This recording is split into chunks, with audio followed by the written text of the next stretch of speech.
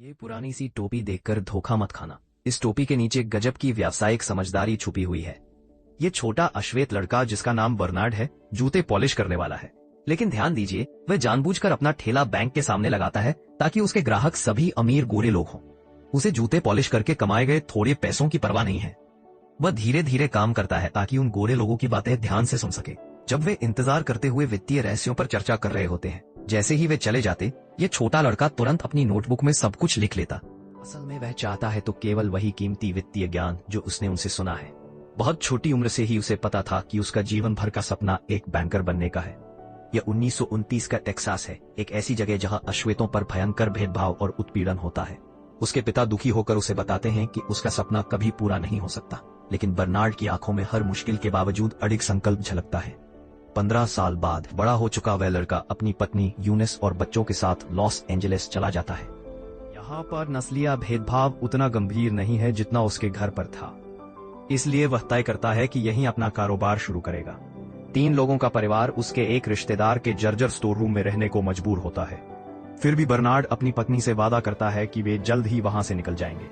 वह real estate agent के रूप में काम शुरू करता है और पूरे शहर में बिकने वाले मकानों की तलाश करता है।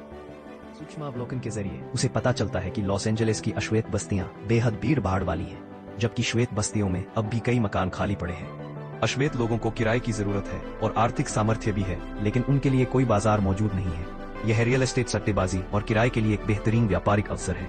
वह एक श्वेत स्वामित्व वाले अपार्टमेंट को देखता है जिसके दरवाजे पर घास फूस उगी हुई है। साफ है कि उसकी हालत ज्यादा अच्छी नहीं है, फिर भी घर की स्थिति का असली लाभ केवल वही देख पाता है, क्योंकि वह अश्वेत बस्ती के बिल्कुल पास स्थित है। वह मालिक के पास जाता है और कहता है, आपने इस अपार्टमेंट का केवल आधा हिस्सा ही किराए पर दिया है, तो क्यों ना आप इसे मुझे बेच दें। मैं आपको अभी $30,000 दूंगा और बाकी $5,000 तब दूंगा जब मैं सभी कमरे किराए पर चढ़ा दूंगा। मालिक उसकी सोच की सराहना तो करता है, लेकिन जोखिम भरा बात करना नहीं चाहता। बर्नार्ड अपनी समझदारी दिखाते हुए यह मान लेता है। जाने से पहले उसकी नजर अचानक मालिक के कैलेंडर पर पड़ती है, जिस पर लिखा होता है कि यह एक स्थानीय बैंक मैनेजर द्वारा दिया गया है। तभी उसके मन में एक नया विचार आता है। मालिक को अलविदा कहकर सीधे बैंक जाता है, जहां उसे वही मैनेजर मिलता है जिसने कैलेंडर दिया था। बैंक मैनेजर की सचिव, जो अश्वेतों से भेदभाव करती है, उसे मैनेजर से मिलने से मना कर देती है। वह बैंक के दरवाजे पर कई घंटे इंतजार करता है और जब मैनेजर बाहर निकलता है तो तुरंत उसे रोक लेता है। वह कहता है, मैं आपके एक वीआईपी ग्राहक को जानता हूँ। जो व्यापार मैं कर रहा हूँ उससे उसे भी फायदा होगा। मुझे उम्मीद है कि आप मुझे लोन स्वीकृत कर देंगे। लेकिन बैंक मैनेजर बिना सोचे समझे उसे ठुकरा देता है। उस रात उसे मालिक का फोन आता है। मालिक उससे पूछता है, क्या तुमने मेरा नाम इस्तेमाल करके लोन लेने की कोशिश की थी? उसके पास माफी मांगने के अलावा कोई और रास्ता नहीं होता। लेकिन आश्चर्यजनक रूप से मालिक उसे दोष नहीं देता, बल्कि उसकी उस आस्था की प्रशंसा करता है कि वह अपने लक्ष्य को हासिल किए बिना हार नहीं मानता। मालिक उसके लिए लोन की गारंटी देने का फैसला करता है। इस तरह उसे अपने जीवन का पहला बैंक लोन मिलता है और वह संपत्ति खरीद लेता है। इसी दौरान एक बुजुर्ग गोरी महिला खरीदारी से घर लौटती है और अपने दरवाजे पर एक अश्वेत व्यक्ति को देखती है। वह चौंक कर पूछती है, तुम यहाँ क्या कर रहे हो? तीखी आवाज में पूछती है। अश्वेत व्यक्ति शांति से जवाब देता है, मैं इस अपार्टमेंट बिल्डिंग की मरम्मत कर रहा हूँ। बुजुर्ग औरत तिरछे चेहरे के साथ कहती है, तुम जैसे मजदूरों को सावधान रहना चाहिए। बर्नार्ड जवाब देता है, चिंता मत कीजिए, ये मेरी इमारत है और मैं इसकी अच्छी तरह देखभाल जरूर करूंगा।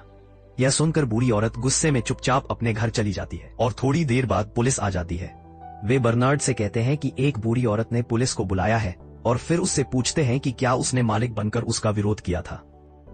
अनपेक्षित रूप से बर्नार्ड रियल एस्टेट सर्टिफिकेट की एक प्रति निकाल देता है। दरअसल उसने पहले ही मुसीबत की आशंका कर ली थी, इसलिए वह पहले से तैयार था।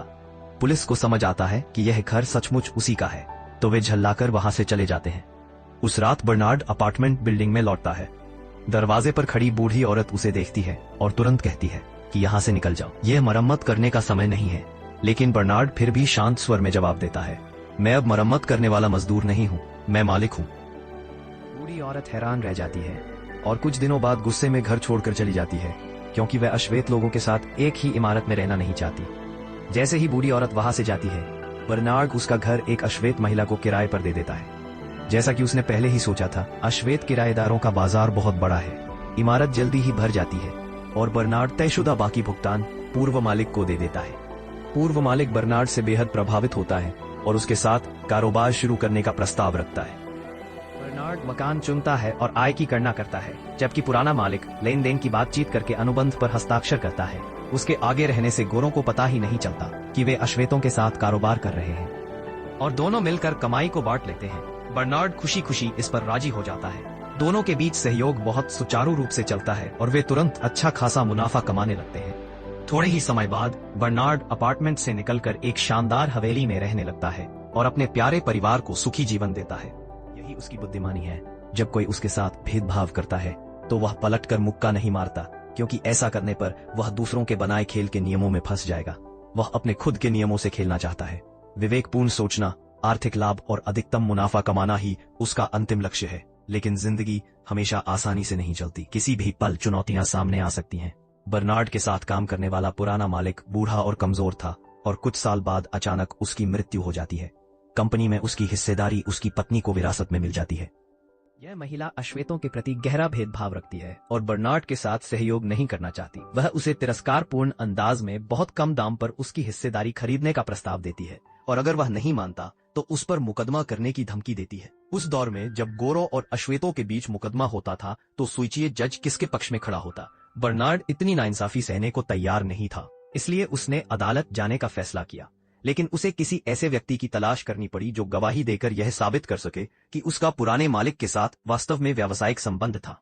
उसे बैंक मैनेजर का ख्याल आता है, लेकिन मैनेजर पहले ही उस विधवा के साथ सहयोग कर चुका होता है और एक बार फिर बर्नार्ड से बचने लगता है। बेहद निराश बर्नार्ड बैंक में खड़ा होकर चारों ओर देखता है। सुसज्जित और चमकदार बैंक की इमारत हर जगह संगठित भेदभाव के नुकीले दांत दिखाती है। सिर्फ अपनी त्वचा के रंग की वजह से जब भी वह बैंक में प्रवेश करता है उसे अक्सर तिरस्कार सहना पड़ता है। यही सोचते सोचते बर्नार्ड के मन में धीरे धीरे एक साहसी योजना आकार लेने लगती है। एक ही इमारत में 4 बैंक हैं और उन सभी ने इस अश्वेत व्यक्ति के लिए अपने दरवाजे बंद कर रखे हैं। इसी पल बर्नार्ड के दिमाग में एक अद्भुत विचार जन्म लेता है। मैं ये इमारत ही खरीद लूंगा और फिर देखूंगा तुम में से कौन है जो मुझसे दोबारा भेदभाव करने की हिम्मत करता है। इसलिए बर्नार्ड लॉस एंजलिस के एक और अश्वेत रियल एस्टेट डेवलपर जो के पास जाता है और उसे अपनी योजना बताता है। शुरुआत में जो सोचता है कि बर्नार्ड पागल हो गया है, क्योंकि उस इमारत की जमीन की कीमत बहुत ज्यादा है और लॉस एंजलिस के डाउनटाउन में कभी किसी अश्वेत ने जमीन नहीं खरीदी थी। लेकिन कुछ देर चर्चा करने के बाद जो समझ जाता है कि बर्नार्ड कोई भ्रमित इंसान नहीं बल्कि गहराई से सोचने वाला तर्कसंगत व्यक्ति है।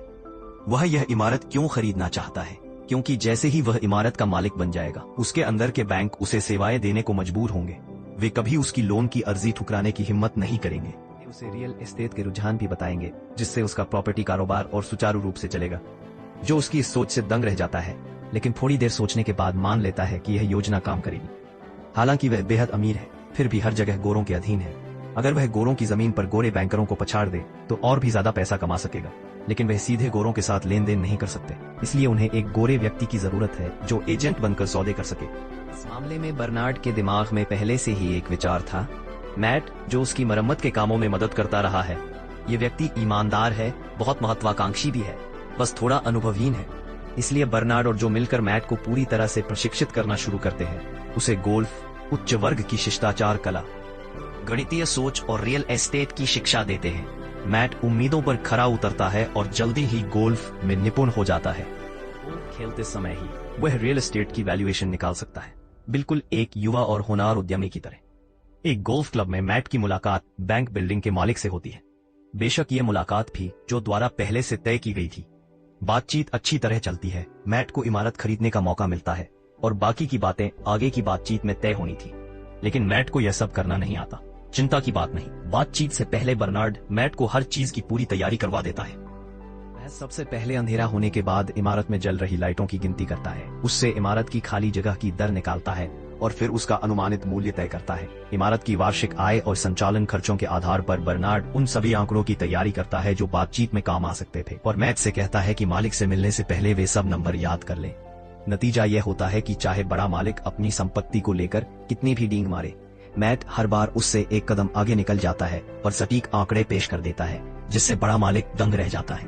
उसके बगल में बैठा अकाउंटेंट भी स्तब्ध रह जाता है। सबको लगता है कि वे किसी गणित के जीनियस से टकरा गए हैं और उसे किसी भी तरह बेवकूफ नहीं बना सकते।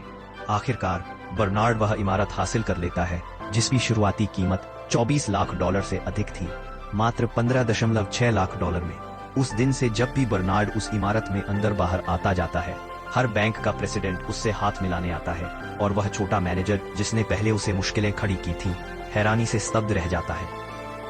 उद्योग के सहयोग से बर्नार्ड और जो का रियल एस्टेट कारोबार बहुत तेजी से फैलने लगता है। वे अकेले ही लॉस एंजलिस की सख्त श्वेत बस्ती विभाजन की सीमाओं को तोड़ देते हैं। कई युवा और होनहार अश्वेत लोग श्वेत इलाकों में आकर बसने लगते हैं।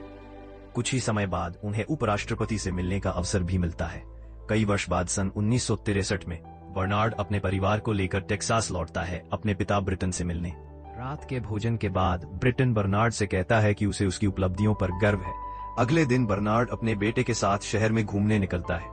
देखते ही देखते वे उसी बैंक के सामने आकर खड़े हो जाते हैं जहां बर्नार्ड बचपन में जूते पॉलिश करता था। उस समय टेक्सास अमेरिका का सबसे नस्लभेदी इलाका माना जाता था। वहां उनकी मुलाकात एक छोटे लड़के से होती है जो ठीक वैसे ही जूते पॉलिश कर रहा होता है जैसे बर्नार्ड बचपन में करता था। लेकिन बर्नार्ड के आश्चर्य की बात यह थी कि वह लड़का केवल गोरों के जूते ही पॉलिश करता था। यह छोटी सी घटना बर्नार्ड के दिल को छू जाती है और उसके भीतर अपने साथियों के प्रति जिम्मेदारी की भावना जाग उठती है। वह मन ही मन ठान लेता है कि उसे इस हालात को बदलना ही होगा और अपने गृहनगर की अश्वेत बस्ती को बेहतर मकान उपलब्ध कराने होंगे। अगले दिन बर्नार्ड जो से मिलता है और उसे बताता है कि उन्हें टेक्सास के मुख्य भूमि बैंक को खरीद लेना चाहिए।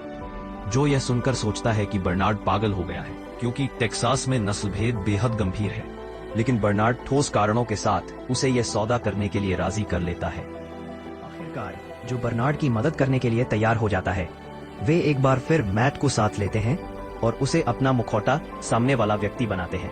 वे बैंक के मालिक रॉबर्ट फ्लोरेंस सीनियर और जूनियर से मिलते हैं और सौदे के आंकड़ों पर चर्चा करते हैं। फ्लोरेंस जूनियर की शंकाओं के बावजूद सीनियर बैंक मैट और उसके साथियों को बेच देता है। मुख्य भूमि बैंक के हाथ में आते ही बर्नार्ड काम में जुट जाता है और शहर के अश्वेत लोगों को रोन स्वीकृत कराने में मदद करने लगता है। ऐसा लगता है कि बर्नार्ड का मकसद अपने साथियों को मकान पाने और पैसे कमाने के अवसरों में एक न्यायपूर्ण मौका दिलाना है। कुछ समय तक सब कुछ ठीक चलता है, लेकिन फिर फ्लोरेंस जूनियर उन अरोनों की जांच शुरू करता है जिन्हें उनका बैंक स्वीकृत कर रहा था। एक दिन फ्लोरेंस मैट का पीछा करता है और बर्नार्ड तथा जो से मिलता है। वह उन्हें दिए गए ऋणों को लेकर टोकता है और अमेरिकी कोष विभाग का एक पत्र दिखाकर धमकाता है। वह कहता है कि विभाग 1 महीने में बैंक के कामकाज की जांच करेगा। PSJN PS। जैसे ही फ्लोरेंस जूनियर वहां से जाता है, बर्नार्ड और उसके साथी अगला कदम उठाने पर चर्चा करते हैं। उसी दौरान मैट एक सुझाव देता है। वह कहता है कि उन्हें एक और बैंक खरीद लेना चाहिए और मुख्य भूमि बैंक से समस्या वाले ऋण उस नए बैंक में स्थानांतरित कर देने चाहिए। वे मार्लन मूर के बैंक को खरीदने की बात करते हैं, लेकिन बर्नार्ड कहता है कि मुख्य समस्या उस बैंक के संचालन की देखरेख करना होगा। इसके जवाब में मैट सुझाव देता है कि उसे नया बैंक चलाने की जिम्मेदारी दी जाए। बर्नार्ड इस विचार से अपनी असहजता जताता है, लेकिन अंततः यह तय करता है कि यूनिस मैक पर नजर रखेगी। आखिरकार मैट को अपनी इच्छा के अनुसार बैंक चलाने का मौका मिल जाता है।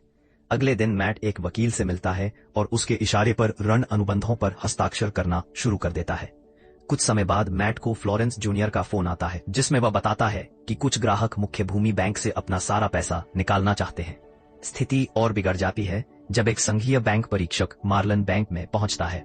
मैट की मदद करने के लिए बर्नार्ड खुद को मजबूर करता है कि वह एक चौकीदार झाड़ू पोंछा करने वाला का भेष धारण करे ताकि बैठक के दौरान पास रह सके। लेकिन अफसोस इसका कोई फायदा नहीं होता, क्योंकि परीक्षक कई उड़नों में गंभीर गड़बड़ी पकड़ लेता है। बर्नार्ड को यकीन नहीं होता कि इतने बेतुके उड़न मंजूर कैसे हो गए। अंततः उन्हें पता चलता है कि यह सब फ्लोरेंस जूनियर की करतूत थी।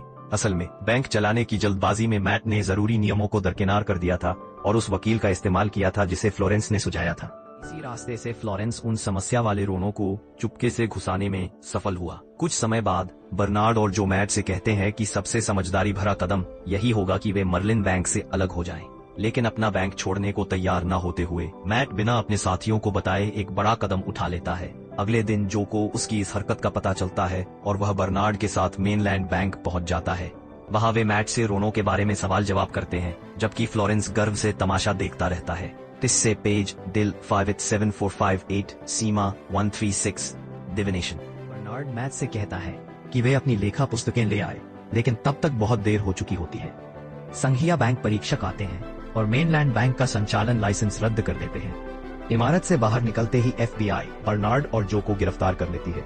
बर्नार्ड अपनी जगह डटे रहने की कोशिश करता है, लेकिन यह एक बेकार संघर्ष साबित होता है। कुछ समय बाद बर्नार्ड और जो अपने वकील से मिलते हैं। उन्हें पता चलता है कि उनका मामला देश की नस्लीय राजनीति में उलझा दिया गया है। इस बीच मैट सीनेटर मैक्लेलन से बात करता है कि अपने साथियों के खिलाफ गवाही देने के बदले उसे आजादी मिल सकती है। उस रात मैट अपने अगले कदम पर विचार करता है और एक फोन कॉल करता है। अगले दिन मैट मैक्लेलन की सलाह मानता है और सीनेट की सुनवाई में अपने साथियों के खिलाफ गवाही देता है। उसी दिन बाद में बर्नार्ड भी मैक्लेलन से मिलता है और उसका प्रस्ताव सुनता है। वह बर्नार्ड को एक विकल्प देता है, या तो वह माफी समझौते इम्यूनिटी डील को स्वीकार करे और मैट की गवाही की पुष्टि करे, या फिर अपनी मर्जी से बोले और जेल चला जाए।